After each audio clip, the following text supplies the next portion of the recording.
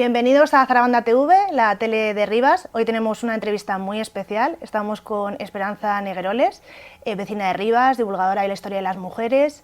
Quizá muchos las conoceréis por sus conferencias aquí en el barrio, por sus cursos y otros por su columna mensual en la revista Zarabanda.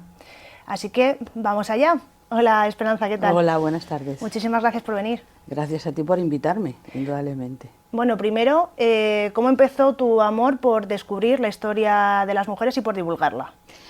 A ver, en principio a mí la historia me ha gustado siempre. Y bueno, lo que pasa es que yo me he dedicado más que nada a estudiar, porque sigo estudiando, la historia de las mujeres porque es apasionante. Es decir, las mujeres no hemos tenido historia hasta los años 70, cuando las feministas empiezan a bucear en la historia de las mujeres, que al fin y al cabo somos el 50% de la población. Entonces yo estudiaba lo que se llama historia social, es decir, estudio las mujeres en general, las mujeres trabajadoras, las mujeres campesinas, las mujeres, etcétera, etcétera. Las campesinas también son trabajadoras, por si alguien se pone puntilloso. Y entonces un día una amiga me dice, oye, no ha habido mujeres pintoras. Entonces me quedé en blanco porque efectivamente, excepto Maruja Mayo y Frida Kahlo, pues de repente no sabía qué decir. Y entonces empecé a bucear y a estudiar historia ya de mujeres singulares, mujeres únicas, mujeres que han hecho cosas. Y entonces, a partir de entonces, cuando ya lo que hago son mini biografías, mini biografías, y me intereso ya por personas con nombres y apellidos, independientemente de que yo mis clases las doy de historia de las mujeres. Es decir, las mujeres, y entonces sí que eso es una historia social. Ahí no hablo ni de reinas, ni de santas, ni de nada de nada.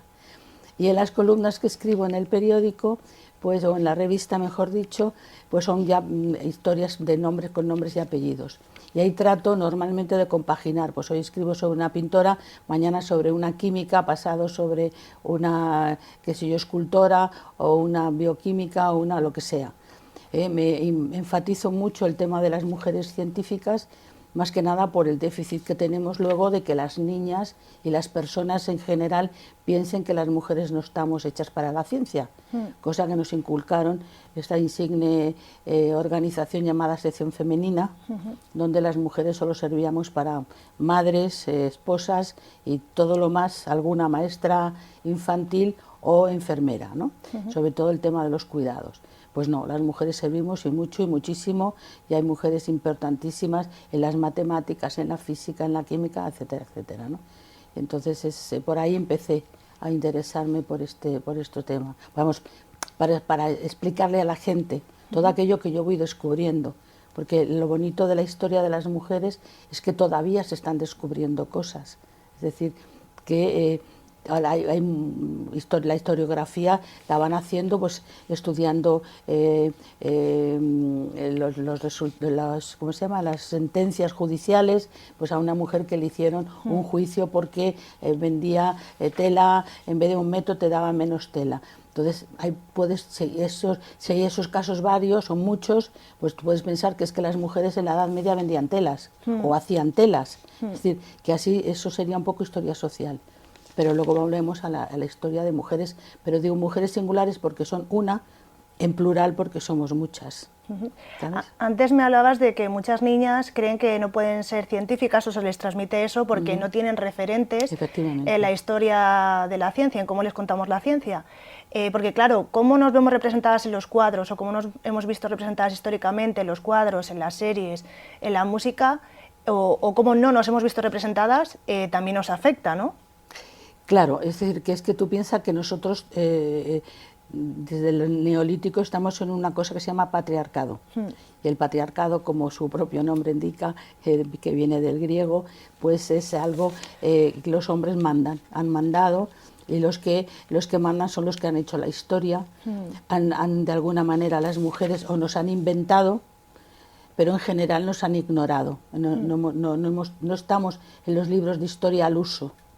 Todavía al día de hoy los libros de historia no apenas hablan de mujeres, no hay referentes de mujeres de ningún tipo. Es decir, ahora mismo me sucede con el próximo artículo que voy a escribir para Zarabanda, que es sobre Christine de Pizan, que para mí es una mujer como amiguita, como de andar por casa todo el tiempo. Y cuando yo le pregunto a gente por ahí, Christine de Pizan no saben quién es. pero es bastante normal porque ha pasado lo mismo con Clara Campoamor. Nadie sabe quién es, o mucha gente no sabe quién es Clara Campoamor o quién ha sido Clara Campoamor.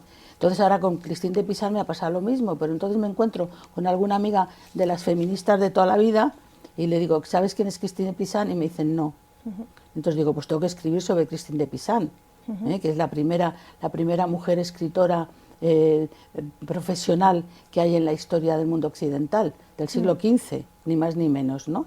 Entonces, este tipo de cosas te hacen que todos los días es algo nuevo y para mí es apasionante, porque me tiene todo el día estudiando, todo el día leyendo, todo el día buceando, es increíble. La lástima es que en castellano hay pocas cosas, es decir, que la mayoría de las cosas que hay de investigación están en inglés y yo, por desgracia, en nuestra época, en mi época, no se estudiaban idiomas y mucho menos inglés, estudiamos francés todas. Hay una cosa curiosa en tus artículos, que es que muchas veces esas mujeres, como Clara Campoamor, han sido muy reconocidas en su época o muy polémicas, y luego, cuando pasan a la historia, parece que se olvidan. Desaparecen. Desaparecen por completo, sí. Se borra de la historia la memoria de mujeres que fueron súper famosas, súper reconocidas, pero, pues como te digo, la historia la escriben los hombres y las mujeres incómodas también, porque indudablemente tenemos un punto de incomodidad cuando las mujeres sobresalen sobre algo, y eso es un punto de incomodidad para los señores. Entonces, claro, estos borran, los sacan del medio, ¿no? Aparte de que en España tenemos también el hándicap del franquismo. Es decir, que es que el franquismo para nosotros ha sido una auténtica, ¿qué diría yo?, un agujero negro donde hemos entrado en la historia y en un montón de cosas, y sobre todo de las mujeres, claro. Tú has estudiado mucho la figura de la mujer en la pintura en muchos campos, pero también en la pintura, has dado varias conferencias. ¿Cómo se ha representado históricamente a la mujer en la pintura? Yo sé que es una pregunta muy amplia, pero bueno, a grandes rasgos, no sé si hay estereotipos. Hombre, las mujeres sí hemos sido representadas generalmente como estereotipos, o sea, somos mujeres, somos objetos. Hay un cuadro muy interesante de la Academia de San Luca, creo que recordar, que una de las fundadoras de la Academia de San Luca de Roma, resulta que en esa imagen, que hay una señora desnuda, que es una modelo, y hay un montón de señores con su corbata muy tal, que están pintando o están viendo, están en ese salón.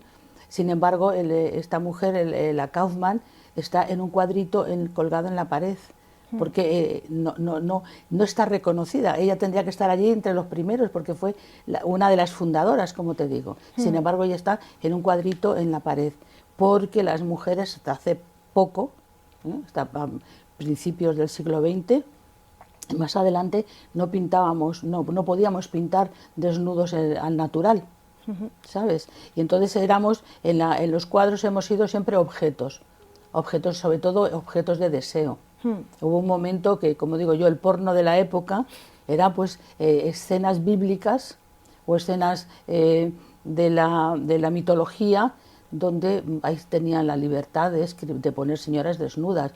Uno de los cuadros más famosos que pintan pintores y pintoras es el de Judith y los ancianos, que, como sabes, parece ser que Judith no existe, o sea, es un personaje inventado, es una mujer que era muy bonita y tal y cual, y casada con un señor, creo que mayor, como suele ser siempre, y entonces hay unos señores que le tiran los tejos y ella se niega, y entonces lo que hacen es acusarla de que ella ha dicho que sí, y entonces y eso se refleja, y según cómo lo reflejen hombres y mujeres, es diferente la forma de representarla. Es muy curioso. Antes me hablabas de las ausencias, no sé si esa ausencia de pintoras ha llevado también a una ausencia de temas, a temas que no se tocan en las pinturas porque no está la experiencia y el ojo de las mujeres. Claro, indudablemente las mujeres pintamos o escribimos sobre aquello que conocemos, que es nuestra vida, lo que nos interesa. Entonces, claro, no es lo mismo, volviendo a ese cuadro, es muy famoso, muy visto, por ejemplo, el Judith y los ancianos, hecho, por ejemplo, por Caravaggio, es muy diferente a ese mismo cuadro hecho por Artemisia Gentileschi. Ella, que había sido violada, ahí ve a Judith, la ves con una cara de asco de que estos viejos asquerosos, ¿no? Sin embargo, el otro pues tiene una niña estupenda y unos chicos que, uy, qué bien, qué niña tan estupenda estamos mirando, ¿no? Entonces sí que hay una diferencia importante. Sí, sí, porque hay, bueno, pues no sé, la lluvia dorada esta de que, bueno, pues eso es una violación, está puesto ahí, ¿no? Sí, es una diferencia. Y luego, claro, en los últimos tiempos ya las pintoras han pintado incluso mujeres con la menstruación, etcétera, etcétera, ¿no? Sí, eso está saliendo muy a menudo, vamos. En los últimos años se ha revisionado mucho, ha habido muchas mujeres escribiendo, y se ha hablado mucho de los pintores y los artistas a los que a veces hemos admirado, nos los han enseñado en el colegio y que sin embargo pues son hoy, con los ojos de hoy, son machistas, ¿no? Se me ocurre Picasso, que es como la referencia más famosa. Desde tu punto de vista, ¿cómo podemos abordar este tema? ¿Se puede admirar al artista sin tener en cuenta a la persona, al hombre? Hombre, si te pones así, no podríamos ver a nadie de los hombres, ¿no?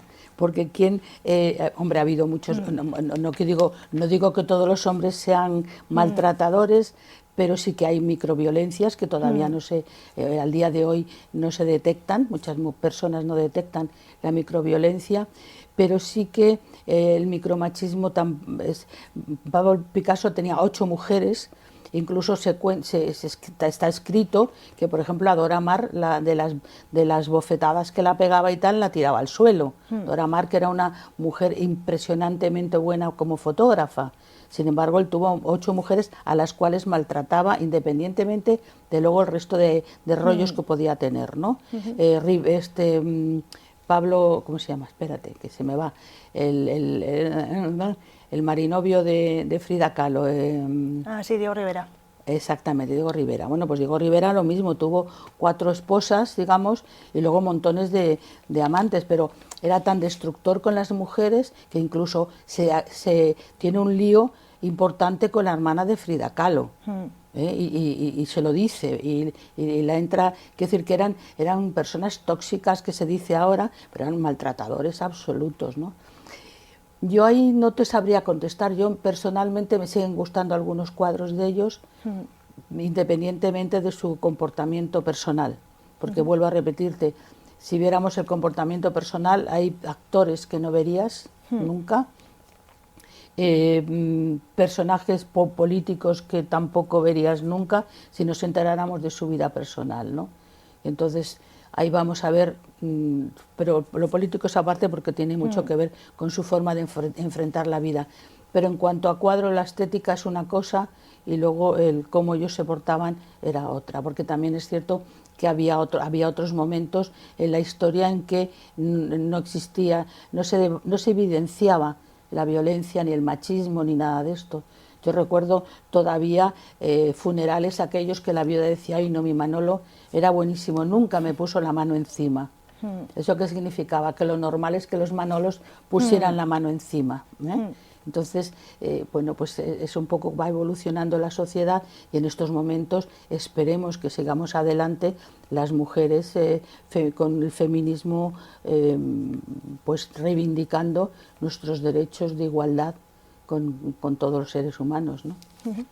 Antes hablabas de que a veces rescatas biografías individuales de mujeres importantes en todos los campos, pero que lo tuyo es la historia social, ¿no? Que empezaste por ahí. Sí. No sé si nos falta también, dentro de toda esta ola, pues eso, de mujeres que escriben más, que investigan más, si nos falta también a las mujeres que no tienen nombre propio, las lavanderas, las mujeres del movimiento obrero, las revoluciones, también tenemos que rescatarlas a esas, aunque no tengan nombre propio. Claro, estas se rescatan en la historia social, indudablemente.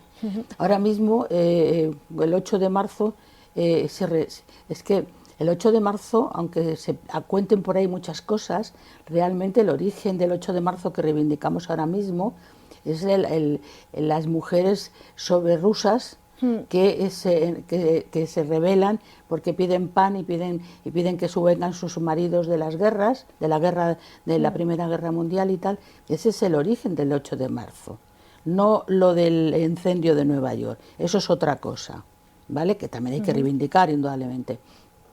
Es decir, que la gente de a pie, las mujeres de a pie, hay cantidad de historias de la Edad Media, de la Edad Moderna, etcétera, etcétera, que están hablando del trabajo de las mujeres, cómo se han rebelado ante situaciones totalmente injustas, cómo han peleado, cómo han salido las primeras, pues no sé, en diferentes momentos históricos. Y luego, indudablemente, las mujeres somos las que hemos... Es que las mujeres éramos herreras. En la Edad Media teníamos más posibilidades de trabajo, de diferentes oficios, que luego posteriormente, y luego incluso en el siglo XIX, principios del XX. En aquella época no éramos ángeles del hogar. Al comienzo, en la Edad Media, de Edad Moderna, o sea, el 15 a la Revolución Francesa, las mujeres teníamos oficios miles. Hoy estaba precisamente dando clase hablando de cómo ellas hacían la cerveza. Mientras hacían otras cosas, hacían cerveza y vendían cerveza.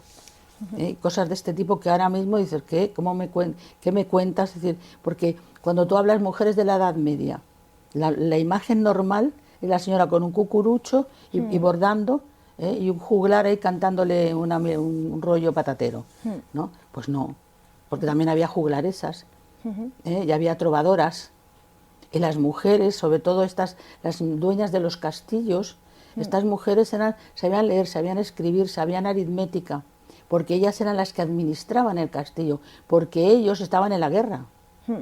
Ellas al principio tenían su hijo y su hija, y el niño a los 7 años papá se lo llevaba a enseñarle a guerrear, pero no a leer ni a escribir ni nada. Todas las que sabían eran ellas. Es decir, que cuando te adentras en la historia de las mujeres, ves la cantidad de cosas que te han contado o que te han proyectado una imagen que luego no es real en lo absoluto. Y cómo hemos estado todo el tiempo ahí, sobre todo trabajando, las mujeres currantas, indudablemente, y defendiendo. Mira, hoy precisamente en un condado de Inglaterra, pues sería pues cuando la guerra de los 30 años, por ahí no me acuerdo bien, ellas protestan porque el señorito se llevó a la guerra, no sé si 20 campesinos y habían vuelto 5. Y entonces no solo eso, sino que es que esas mujeres, que aparte de que les han quedado sin maridos, se han quedado sin tierras, porque la tierra es del señorito que se lo da a los hombres. Y entonces ellas montan un pifostio importantísimo y logran que esas tierras de los maridos muertos se las den a ellas. No eran en propiedad, pero sí para explotar la tierra. Tú llevas muchos años escribiendo, muchos años dando conferencias. No sé si notas que estos temas, los temas de las biografías de las mujeres o de la historia de las mujeres, interesan más ahora. No sé si hay gente que va más a tus conferencias, si lo has notado. A ver... o más gente joven. Viene más gente joven, pero sobre todo vienen mis alumnas. Hay que ser te quiero ser muy sincera, ¿no? También es cierto que se hace poca publicidad del tema. También es cierto que determinados sectores de mujeres están en otra onda, en otra cosa, reivindicando otras cosas, ¿no? Pero yo creo que hay que aprender la historia. Sin la historia no podemos seguir, porque, bueno, pues nos cuentan milongas y demás, ¿no? Y luego estamos mucho al albur de las modas. Y entonces yo creo que hay que ser un poco más, sobre todo en cosas tan serias, por lo menos para mí como es el feminismo, hay que estar sentando unas bases, sabiendo cuál es nuestra historia, cuál es nuestro origen, y eso es importante. Pero bueno, quiero decirte que hay muchas cosas interesantes. Aparte de que estoy en Rivas, y en Rivas, como tú muy bien sabes y conoces, hay 25.000 cosas en el mismo momento. Porque por suerte, yo que vengo de otra ciudad muy diferente a esta, yo digo, es que allí en Rivas, cuando me preguntan a alguno de los vecinos antiguos y tal, oye, es que hay cosas, hay asociaciones para cualquier cosa. Que te gustan los gatos, seguro que hay una asociación. Que te gusta, no sé, hay una asociación, porque hay un movimiento asociativo importante. Porque aquí también la historia social es importante, la sociedad, la gente, ¿no? Eso es bueno y bueno, claro, indudablemente. Yo no tengo el monopolio de la estupenda conferencia, ni que el tema que yo trate sea el que todo el mundo está, ¡ay, de eso es lo que yo quería saber! Pues no. Sí. Bueno. ¿Y hombres van a tus conferencias? Sí, ya más preguntan, sí. Los hombres sí. Y no, y he tenido alumnos también, lo que pasa que por alguna es como que se me enferman. Pero sí he tenido, tampoco tantos, pero sí he tenido alumnos. Que les gusta. Es decir, es que es historia del 50% de la población. Es lo que tenemos, ¿sabes? Lo que yo doy, vamos. Es que bueno, sí. Hay otras mujeres que también aparecen en los libros de historia o en los libros de historia de la literatura, que son las mujeres de los grandes nombres, ¿no? Se me ocurre Zenobia Camprubí, se me ocurre María Teresa León. Hay que mirar también a esas mujeres porque a veces las tenemos un poco como compañeras de, pero eran grandes escritoras, grandes artistas. Claro, sí, muchísimas, sobre todo en la generación del 27, hubo muchas mujeres muy interesantes, pero hay una que a mí me fascina porque todavía no se la tiene reconocida, que es María de la O. Lejárraga, que esta mujer escribía obras de teatro que firmaba con el nombre del marido. Y bueno, El sombrero de tres picos, es decir, cantidad de obras importantísimas y de obras de teatro fantásticas que escribía y ponía el nombre del marido. Incluso se llega a una película de Garci, que me parece que se llama Canción de cuna. Canción de cuna la escribió María de la O. Lejárraga, y Garci en los títulos de la película pone el nombre de Gregorio Martínez Sierra.